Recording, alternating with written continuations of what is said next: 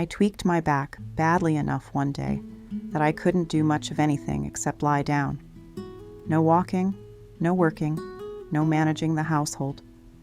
Just me, flat on the bed, waiting for the pain to ease, and trying not to think about everything that wasn't getting done. Rosco didn't leave my side. Not to eat. Not to investigate the sounds from the hallway. Rosco stayed. He positioned himself close enough that I could feel his warmth against my leg, and he watched me with those eyes. Wide, bright in a particular way I've come to recognize. A quality of attention that is different from his normal alertness, different from the scanning he does on walks, different from the vigilance he has in new environments, not scanning for threat. Scanning for me? I have seen that look on other occasions. When my daughter was sick and he spent the whole night in her bed, curled against her, not moving until morning. When my husband was injured and out of work for several weeks, and Rosco redistributed himself through the household to stay mostly near him. The look is always the same. The quality of the attention is always the same.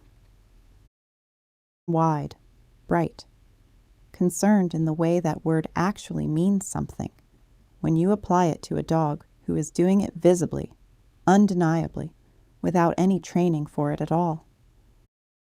This is under the same roof. I'm Jennifer Tan, professional dog trainer and certified family dog mediator, and this is episode 12.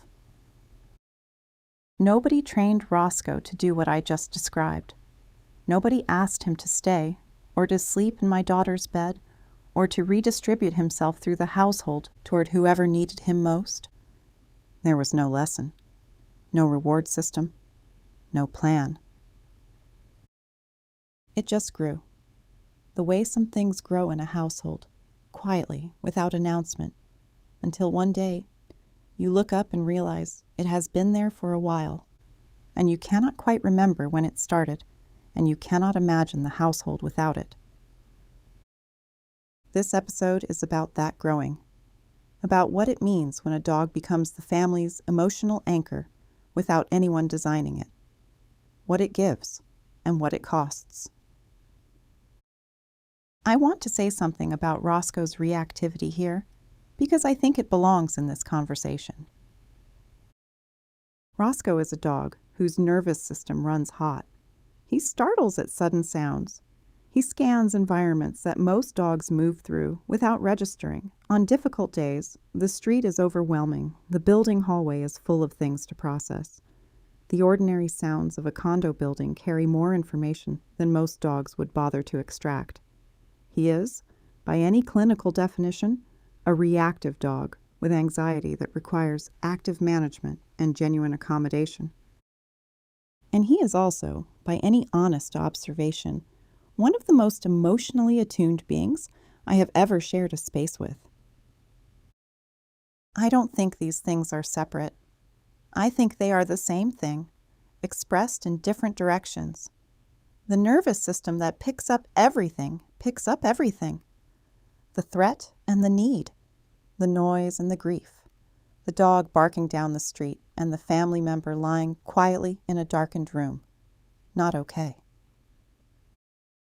His reactivity is not a flaw in his sensitivity. It is his sensitivity applied to a world that is sometimes too much, and his attunement to the people he loves is that same sensitivity, applied to the beings he has decided matter most. Once I understood that, I stopped wanting to fix the sensitivity. I started asking how to support it. Those are very different questions, and they lead to very different places. Ray was with me when I hurt my back too.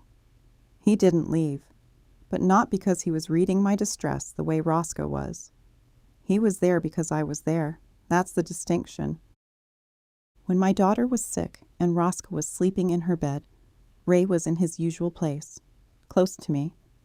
When my husband was injured and Rosco redistributed himself to stay near him through those difficult weeks, Ray's orbit didn't change.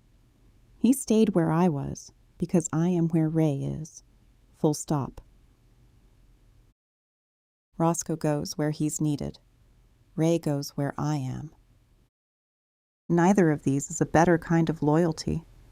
They are just different ones, grown from different natures in the same household. Rosco's attunement is mobile. It reads the room, assesses the emotional weather, and moves toward whoever is struggling.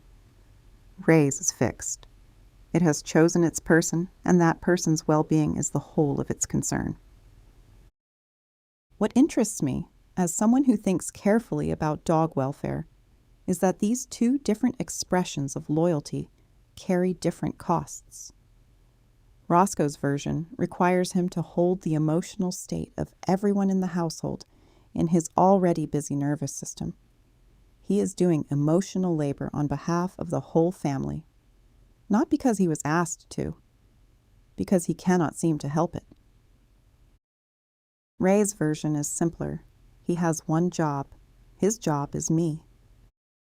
Here is the observation that stays with me most heavily as a family dog mediator. When someone in our household has been unwell or struggling and then recovers, when the hard stretch ends, Rosco crashes.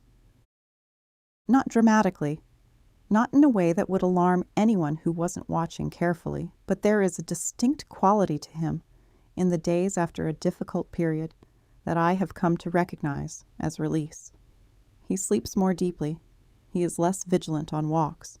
He settles more quickly in the evening, as though he has been holding something carefully for however long the hard stretch lasted. And now that it's over, he can finally put it down. I believe he was. I believe that his nervous system, which was already carrying its own load, was also carrying ours. Not because we asked him to, because that is who he is, and because a dog as attuned as Rosco does not have the option of not picking it up.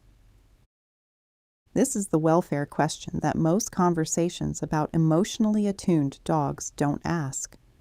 We celebrate the dog who stays by the sick person's side. We share the photos. We talk about the bond, the comfort, the extraordinary sensitivity. All of that is real. But we don't often ask, what is this costing the dog? Is he choosing this freely, or is his nervous system simply incapable of doing otherwise? And if the latter, if the attunement is less a gift he offers and more a feature of his wiring, he cannot turn off, then what do we owe him in return? I don't have a clean answer to this. What I have come to believe is that the families who have a Rosco, a dog who has become the household's emotional anchor without anyone planning it, have a particular responsibility that most dog care advice doesn't address. Not to stop the attunement, which you probably couldn't do anyway. Not to feel guilty about it, which is not useful to anyone, but to see it clearly and to make sure the dog who is holding so much also has somewhere to put it down. For Rosco, that means decompression walks that are genuinely decompression. Slow, led by his nose. No agenda except letting his nervous system do what it needs to do. It means quiet evenings when the household settles and he can finally stop scanning. It means me, paying attention to the days after the hard ones, noticing when he is finally releasing something and giving him the space to do it. It also means recognizing when someone in the household is struggling that two of them are struggling, the person and the dog who cannot help knowing it. That doesn't change what you do for the person, but it might change what you notice about the dog. And noticing, in my experience, is usually where everything begins. Next episode, we're going to stay right here, inside the hardest version of this household. What happens when both your dog and your child are dysregulated at the same time, and the feedback loop between them is already running? Not the understanding of it, which we covered in Season 1, the practical reality of being in that room, in that moment, and figuring out where to put your hands.